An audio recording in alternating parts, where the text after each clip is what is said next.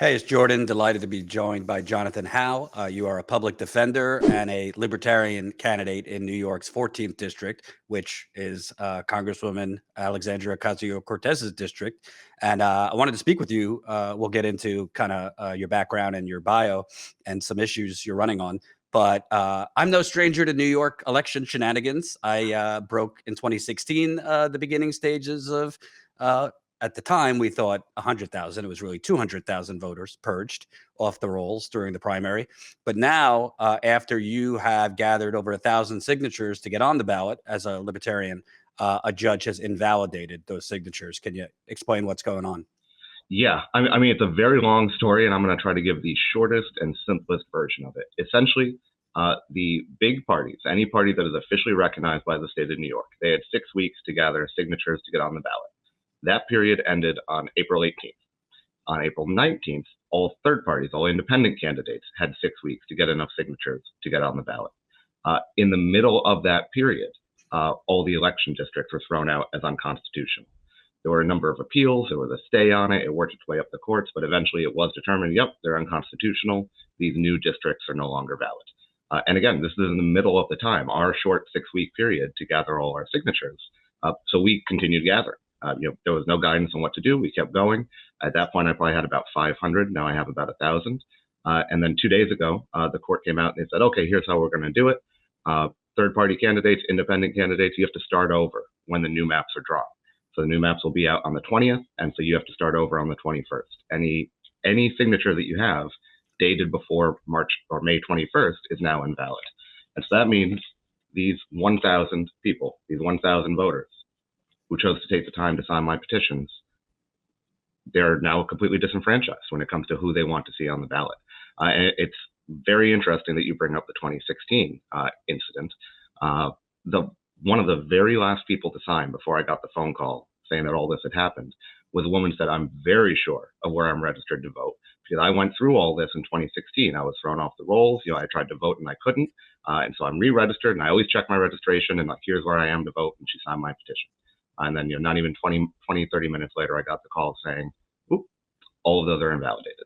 So let me ask you, if they said it's unconstitutional, the map, I assume they're in the process of redrawing a new map?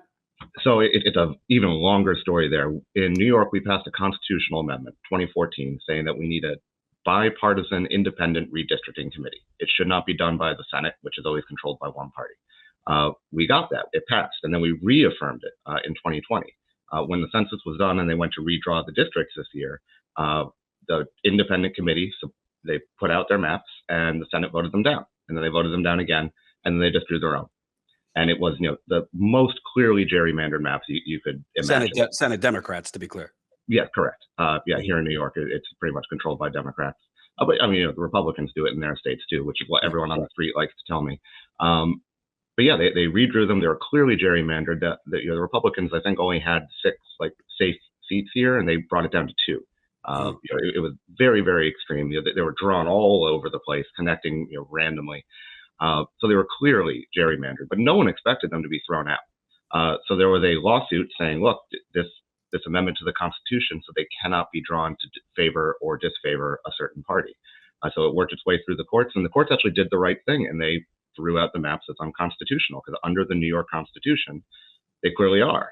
The problem is that outcome then screwed over all third-party candidates. And so while I'm supposed to restart, I'm supposed to throw out all these petitions and restart on the 21st. If you are a Republican or a Democrat and you got enough signatures to get on the ballot before they were all thrown out, because you were done before all this happened, you get to choose which district you want to run in now.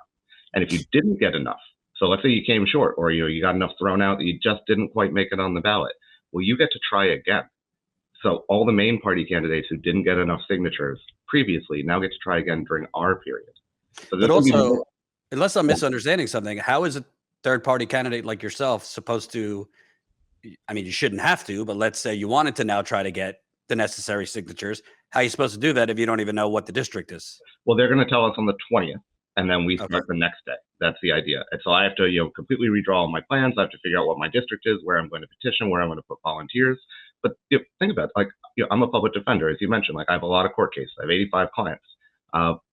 I got this election calendar in February, and I scheduled all my cases so I could take time off during the petitioning period, so I could be out there. If I'm running against AOC and her whole thing is that she hit the streets, I have to hit the streets. So I've been out there. More than half of these are mine, are witnessed by me. I'm the one who gathered them. I can't do that, starting May 21st, because I have court cases. I have people that I already represent, need me to represent them. So it essentially completely screwed me over. I also spent my entire budget on this. Like, this was the most important part, was getting on the ballot. Then we can, worry about everything else. It's not going to be possible if I'm not able to keep these signatures.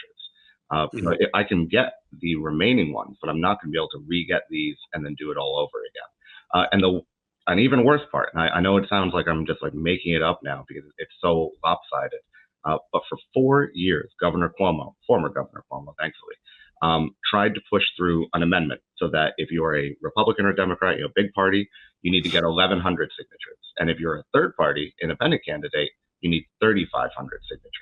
And he tried it in 2018 by executive order. It got shot down. He tried it to pass it through the legislature in 2019. Didn't work. So, of course, in the COVID emergency budget, April 2020, he put that in.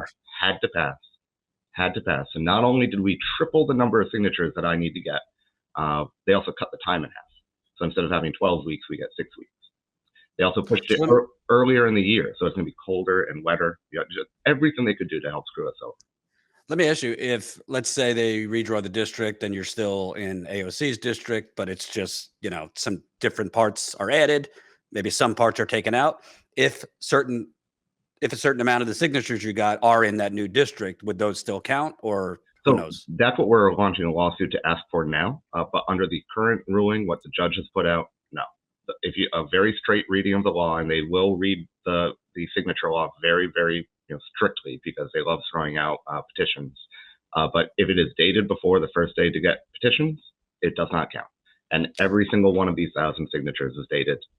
I'm very responsible in how I do it. I make sure I date. I make sure everything's above board, because I don't want to be the guy who gets accused of submitting fake signatures, which just happened in this race from a Republican. They just found that there were 10 Board of Elections workers who had allegedly signed petitions who were looking at their own signatures and saying, those aren't mine. And this person had paid some group $11,000 to go out and get signatures, and they got her the ones that she needed. She thought she would get on the ballot. It looks like she may have paid some fraudsters. But I'm not doing that. Not only do I not have the money to do it as a third party candidate and as a public defender, but I think it's important to get out and meet the people that you want to later vote for you. And I've gotten a great response. I've been really, really happy with working on the ground. It's been a lot of fun. It's just frustrating that it may all have been in vain. And it's not just me. I mean, my wife has been out there. My mother-in-law showed up on Mother's Day with a stack of 100 signatures. Wow. All I did was get her flowers and dinner, and she shows up. She had been going door to door. English is not her first language. She's an immigrant here from China. She's not someone who's normally comfortable just walking up to strangers and asking them to sign something, but she did it. And it just kills me that she did all that, and now I had to tell her that they don't count anymore. Unless we get a court victory here, this was just a big, waste of time. Well, it seems to me this kind of stuff, obviously Republicans and Democrats are doing the gerrymandering to benefit themselves against the other major party, but it's also a way to screw third party candidates like yourself, who you're basically just, putting a finger in the air and hoping after you get these signatures and do the things you need, which are very difficult anyway, even if it's not redrawn, disenfranchising third party candidates. Yeah, I mean, just increasing the numbers was disenfranchising. Just the way that Cuomo increased the requirement. And the great thing about that is it's not really it was him just being petty. He wanted to get back at the Working Families Party for running someone against him. He wanted to make sure they wouldn't maintain their ballot line. So not only did they increase the number of signatures you need to get on the ballot, they made it harder for existing parties to maintain ballot access. They tripled the number of votes you need each year to maintain your ballot line. So the Libertarian Party in 2018, we ran with Larry Sharp, who's running again this year, great guy. He got enough votes under the old law to make the Libertarian Party an official party in New York, so that we wouldn't have to go through this whole rigmarole. It would be much easier to get on the ballot. We could have primaries, all that type of thing. But then they increased the number of votes needed, and in 2020, our presidential candidates did not get that requisite number of votes. So we lost. our party access. We're no longer a party. I need to get the much higher level. So all because Cuomo was having some political fight within his own side, allegedly, he screwed over everyone. There's not going to be any Green Party people on the ballot here this year. There's not going to be any, Movement for a People's Party people on the ballot this year. It's not going to be any Conservative or Constitution Party people on the ballot this year. It looks like there might not be any Libertarians on the ballot this year, which pisses me off personally, but that's not the point. Like, the point is that they've made it impossible for anyone else to get on. The Forward Party, is active here. They endorsed Larry Sharp this year, but they're not running any candidates because they can't spend the money to get a statewide candidate on the ballot when you need at minimum 45,000 signatures to do it. 45,000, right. And they're all going to be challenged. So you need comfortably double that. Right. It's such a hurdle. And let me ask you specifically about you. I mean, obviously AOC has kind of fallen out of favor with a large swath of the progressive movement. You're libertarian, so I wouldn't categorize you as a progressive, but I've looked at your issues. We agree on a lot of things, probably disagree on some things. But why did you specifically want to run against AOC? Was it just a matter of this is where you live, or do you think she's not doing what she ran on? Well, in 2020, when they made all these changes, and I objected to a lot of how we handled COVID here, I just said I have to run for something. I figured local office, I might actually make like a little bit of impact in the voting. Like I might actually get close. Probably not going to win any race at this point though, because I'm a libertarian in Queens. There's not that many of us. But then I realized like the whole point of me running would be to try to get other libertarians, on the ballot, elected, get our ballot line back. And if I run against AOC, who is my congresswoman, I didn't choose that. I just live here. I can bring some attention to it. If I message someone and I say, hey, I'm running against, some anonymous Congress member here, will you have me on your show? It's less likely than running against AOC. And so what were the specific COVID action? I mean, I lived in the city during COVID, so we might agree on things, but what were the specific things you felt were done wrong? Because I'm looking at it now and I think it's a disaster right now. I mean, the way that small businesses were overly punished, and then the large businesses were just allowed to operate pretty much freely. And this is not just like an isolated thing. Obviously, the way that banking works, the way the Federal Reserve works, will always benefit the big corporations over the little. And this just doubled down on this. I don't know if you've ever been to Astoria, but if you get off at the Ditmars Boulevard stop, it used to be a line of small shops, family owned, locally owned. It is now literally just a line of chain restaurants. And half of that happened after COVID. There's a Krispy Kreme on the corner where there used to be a Greek coffee shop that does McDonald's, a Burger King, that does every chain restaurant you can imagine. And most of that was accelerated by the fact that, look, if you're a mom and pop shop and you have one loan and like you have to make payments on it, that's one thing. If you're a franchise and you can get liquidity and you can open it, they just made it so much more burdensome. And then the vaccine mandate, I know that came a lot later. I am vaccinated. I think vaccines are good. I'm not anti-vax. But the idea that Congressman Richie Torres in the Bronx was going to say that you shouldn't be allowed to get on a plane if you're not vaccinated, when more than a third of his district was not vaccinated, and more than half of young black men in his district were not vaccinated. I mean, it's one of the most regressive ideas you could have.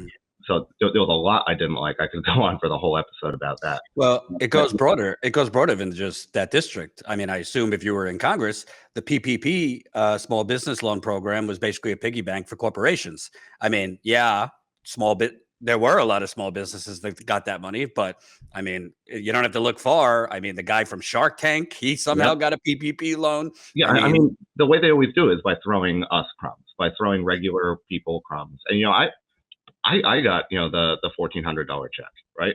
I'm a lawyer. My wife is a lawyer. Like, we're not like hotshot lawyers, but we're okay. Like, it's not that we didn't need it. Like, it was nice to have, but I got it.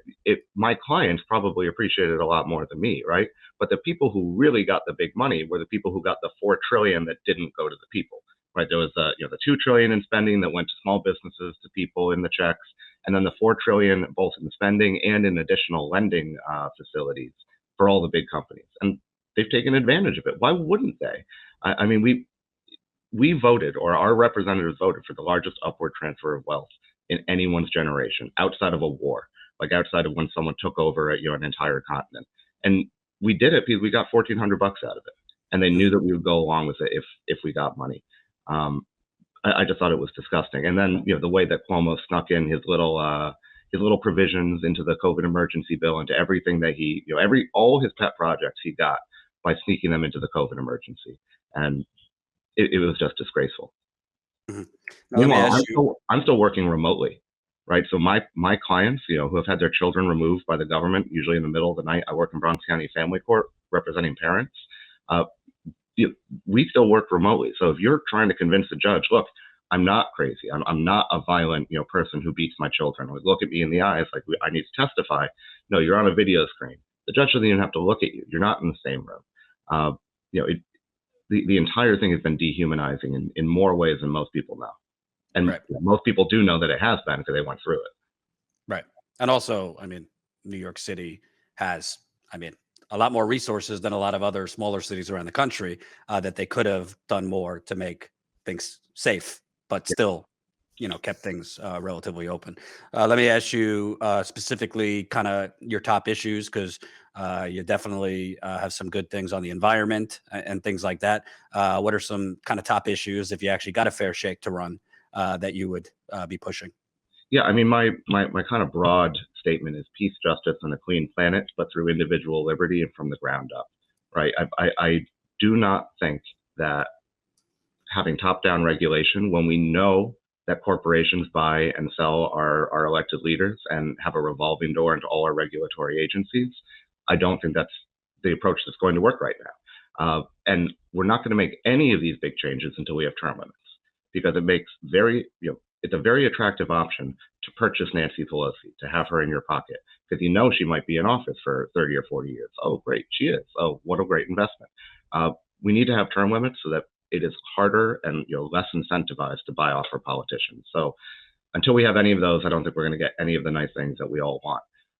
But assuming we do, if I could have my pet projects, it would be completely ending the war on drugs at every level, and it would be just dismantling the entire idea of the corporate structure. People often raise their eyebrows when a libertarian says dismantle corporations, because they're like, oh, you're pro-business. Yeah, we're pro-business. We're pro a free market. And if the seller of a good has limited liability, doesn't have to take responsibility for what they do, they just have to pay out some of the shareholders' money if they mess up, but you have full liability for all your actions as an individual, that's not a market. That's not a free market. That is a government-controlled market. The idea of a corporation is saying that you don't have to take direct responsibility for your actions, and that's not freedom. It allows it so that if I spill oil on my neighbor's yard, I can personally get fined. I could get a criminal charge if I did it intentionally or recklessly or negligently, whereas the CEO of BP can destroy an entire ecosystem, multiple ecosystems, and then cover it up and destroy another ecosystem with the way they clean it up, and come to America, do a farewell tour, say he's sorry, and then get a nice golden parachute and retire. He should be in jail. People like that should be in jail. And pollution should be treated as assault or invasion of property. If I take a piece of lead and I put it into your body by firing it out of a gun, we all know what that is. But if I do it very slowly by polluting your air, we don't call it that. And if it's within the limits that the EPA, which is run by the corporation, set, it's not even a crime. You can't even sue over it. Right. Absolutely. Let me ask you, I don't know, how you voted when AOC ran, but she excited a lot of people in your district. If you perhaps got on a debate stage with her or got on the ballot, what would be your pitch? Because obviously you think you could do better than her. In my view, she kind of has had her activist roots zapped out of her. And said she was going to bring the ruckus to the Democratic Party, but I see more magazine covers than actually agitating. Well, look, she's working on a career, right? And that doesn't, I don't think she sees that as a dirty word. I think that she probably thinks if I can be here long enough, I can make some of these changes. And once she got in there, she's like, oh, this is how it really works. Like, you got to be here for a while to get what you want. And that's the problem. Because the moment that happens, your incentives are to suck up to the party. It's to vote for the person that you said you wouldn't vote for as speaker more than once.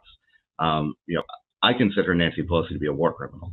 I would never vote for her to be Speaker of the House. I'm sure other people have many critiques of her. She's a war criminal. She's a war profiteer. She's a career politician. Those should all be equally scandalous terms. And if you're voting for her as Speaker of the House, I don't think you represent me at all. I haven't voted for a Democrat or a Republican in over 10 years, so I didn't vote for her. If there's no third party on the ballot, I write someone in. Unbelievable. Unbelievable that it's so, I see the argument from people that, I'm never voting for a Democrat again in my life. I don't care if they're Jesus, but I don't think people truly get, unless you've been involved yourself, all the obstacles and the maze they put in front of a third party candidate like you. Yeah. And we knew it would be a high burden, right? I knew I was going to have to get more signatures than AOC, who raised $7 million last quarter, and I raised $1,000 last quarter. Like, I knew that it would be really, really hard. That's why I had to take all the time off. Maybe I should have. I did not expect them to just move the goalposts and the entire thing in the middle of it, like in the middle of the entire process, after I've gotten 1,000 people to say, yeah, I want to see you on the ballot. I'm starting to think I might be a little too naive for politics. I didn't think they could do that, but here they did. Absolutely. Absolutely. And lastly, what's the next steps? You said May 20th, you'll find out about the new district. And then is it again trying to schedule around work to get over 1,000 signatures? Would you like to hear AOC speak up about this? That candidates should be allowed on the ballot? I mean, the reason I respect AOC more than most is that she is willing to engage with like fringe people. Like she's gone to Justin Amash, the only libertarian to serve in Congress. He teaches a class at some university, and she goes to that class and she helps co-teach it with him. And they talk about where libertarians and progressives overlap. But it's only been about 24 hours at this point, so I haven't had the chance to reach out to her. But I'm hoping she might be open to like making a statement about this. Like I've run a respectful campaign. I've never made it about her. I don't think that's what politics should be. It shouldn't be I'm better than this person. It should be these are my policies. I think you'll like them. And so I'm hoping that she could make a statement about it. Maybe have a discussion with me about it, because look, she said she has a video like, how do you unseat an incumbent? And she said you have to hit the streets. You have to get the signatures yourself. And there's video of her going out doing exactly what I've been doing for the last month. And look, she did do that, and I did do that. I'm about to have as many signatures as she needed to get that year. She needed to get, I think, 1,100. I've got just about 1,100 right here, and now they're all void. I think anyone who's not looking through a partisan lens and just trying to defend something partisanly will see that that is unfair. Right. And that is totally wrong. It's anti-democratic. It's all the bad words. So I'm hoping, and I have some faith, like that she might actually say, like, this is wrong. I don't support this. Something needs to be done about this. Even if all it does is draw attention to the fact that this change in the law occurred in 2020, that they tripled the independent nominating petition requirement and cut it in half, and maybe we make progress towards changing that, I will consider my campaign a success, whether I get on the ballot or not. But what the plan is we are suing. I have a lawyer. We're filing a lawsuit. We're asking for these to count and for us to be able to continue petitioning through the new deadlines while counting these. If that happens, I do think I can make the limit. Now, I have people literally coming to stay with me for the next week and a half who are supposed to be petitioning for me. They're still coming. They're going to be petitioning for the rest of our statewide candidates. And because, again, the whole point of this campaign was to help them and to help get the party back in action in New York. But it's just like they're not going to be able to come again in June. They're not going to be able to come again later. So it is going to be an uphill battle. I'm going to try. I'll be out there every single weekend, every day after work. But the future is uncertain. I'm raising money for the lawsuit. It is costing me a bit. The Libertarian Party is not flush with cash, and neither is my campaign. If you can go to my website and throw like $5 or $10, it's howe2022.com, HOWE 2022.com. You can see my positions there. You can, if you think I'm too crazy, don't donate. But even if you just spread the word about the fact that this happened, so far, this is by far the largest platform that's picked it up. Not a single story has been written. I've sent out press releases. No one really seems to care. Right. Well, I'm glad we could speak. This is bullshit, if you ask me, whether you like AOC or not. You can't really have a true democracy if it's a two-party duopoly, and whether you would vote for a third-party candidate or not is irrelevant. They should have a fair chance to get on the ballot and express, their policy and what they bring to the table. So let's keep in touch. Thank you, man. I really appreciate you having me on. Absolutely. Take care. Thanks for watching, and make sure to tune in to Status Coup's daily live stream Monday through Thursday at 5 o'clock Eastern Time and Fridays at 4 o'clock Eastern Time.